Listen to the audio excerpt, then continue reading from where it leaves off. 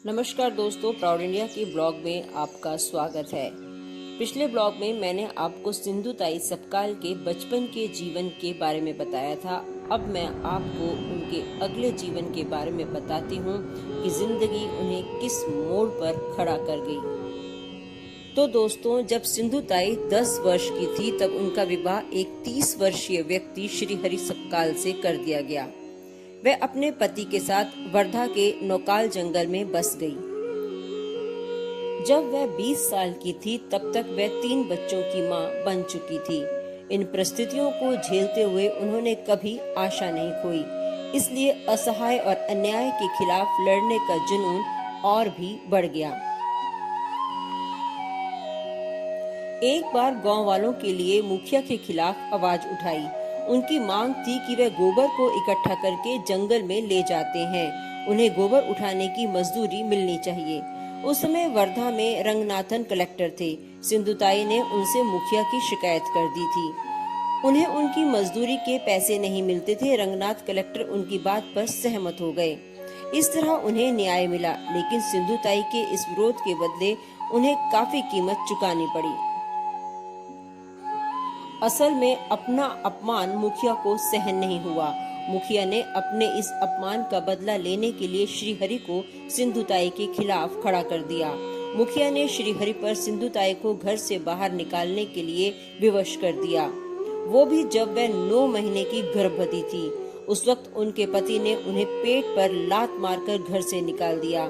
ऐसे में उसी रात उन्होंने एक तबेले में एक बेटी को जन्म दिया। ऐसी परिस्थिति में सिंधु ताई ने खुद ही अपनी नाल पत्थर मारकर काटी थी। उन्होंने बताया कि गाय भैंस के तबेले में रहकर उन्होंने संघर्ष शुरू किया। तब सिंधु ताई अपनी नवजात बच्ची को लेकर अपनी माँ के घर गई, तो उनकी माँ ने भी उन्हें घर में रखने से इनकार कर दिया। उसी वक्त हाल ही में उनके पिताजी का देहांत हो चुका था, वरना सिंधु ताई के पिता अवश्य ही अपनी बेटी को सहारा देते। जीवन जीने की कोई उम्मीद न बची होने के कारण सिंधु ताई ने दुखी होकर आत्महत्या के बारे में भी सोचा। अब सिंधु ताई के पास रहने का कोई ठिकाना नहीं था, इसलिए उन्होंने प्लेटफॉर्म का रुख करना पड़ा। जिंदा रहने के लिए वह अपनी 10 दिन की बच्ची के साथ सड़कों पर प्लेटफॉर्म पर भीख मांगने लगी, क्योंकि उन्हें पुरुषों द्वारा रात में उठाए जाने का डर था। इसी डर की वजह से वे अक्सर रात को कब्रिस्तान में चली जाती थी और वहीं रात बिताती थी। उन्होंने जले हुए मुर्दे के ऊपर फेंके गए आटे से रोटियां बनाकर खाई थी। उनकी हालत ऐसी थी कि लोग उन्हें कब्रिस्तान में देखे जाने के बाद से भूत कहने लगे थे। स्टेशन में भीख मांगते हुए उन्होंने कई बेसहारा और माता पिता के द्वारा छोड़े गए अनाथ बच्चों को देखा। उनकी हालत देखकर सिंधु ताई ने उन्हें गोद ले लिया। उन्होंने शुरुआत में स्टेशन पर भीख मांगकर भी बेसहारा बच्चों का पेट भरा। तब बच्चे उन्हें माई कहकर पुकारने लगे थे। बाद में सिंधु ताई ने पुणे में सन्मति बाल निकेतन संस्था भी शुरू की। उनके पास जो भी आया उन्होंने सबको अपने बच्चों के रूप में अपनाया। आपको जानकर हैरानी होगी कि उन्होंने गोद लिए बच्चों व उनकी बेटी के मन से पक्षपात की भावना को खत्म करने के लिए अपनी बेटी को श्री दगड़ू सेठ हलवाई ट्रस्ट को दान कर दिया।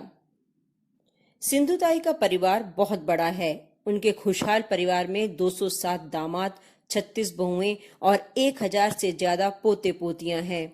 उन्होंने अपने जीवन काल में 1450 बच्चों को गोद लिया था। जिन बच्चों को उन्होंने गोद लिया उनमें से कई पढ़ लिख कर डॉक्टर और वकील बने, जिनमें उनकी खुद की बेटी भी शामिल है।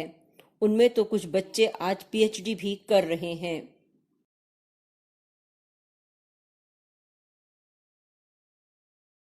आपको जानकर हैरानी होगी कि 80 साल की उम्र में उनके पति ने उनसे माफी मांगी थी। सिंधु ताई का दिल इतना बड़ा था कि उन्होंने अपने पति को माफ कर दिया। उन्होंने उसे बच्चे के रूप में स्वीकार किया, क्योंकि अब वो केवल एक माँ है। इतना ही नहीं, जो कोई भी उनके आश्रम जाता था तो वो अपने पति के लिए बड़े गर्व से बताती थी कि वह उनका सबसे बड़ा बेटा है। अगर सिंधुताई के सम्मान और पुरस्कार की बात करें तो सिंधुताई को उनके समर्पण और काम के लिए 273 से ज्यादा पुरस्कारों से सम्मानित किया गया है। सिंधुताई को 2021 में पद्मश्री पुरस्कार से सम्मानित किया जा चुका है। इसके अलावा उन्हें 750 से ज्यादा पुरस्कारों से भी सम्मानित किया गया है।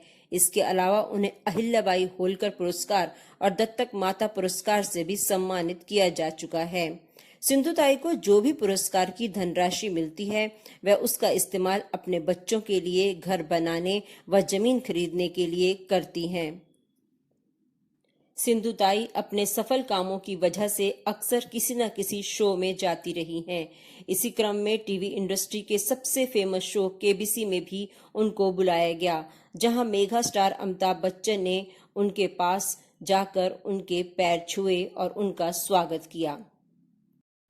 1500 बेसहारा बच्चों की मां सिंधुताई ने 4 जनवरी 2022 को इस दुनिया को अलविदा कह दिया। उनकी मृत्यु गैलेक्सी हॉस्पिटल पुणे में दिल का दौरा पड़ने से हुई।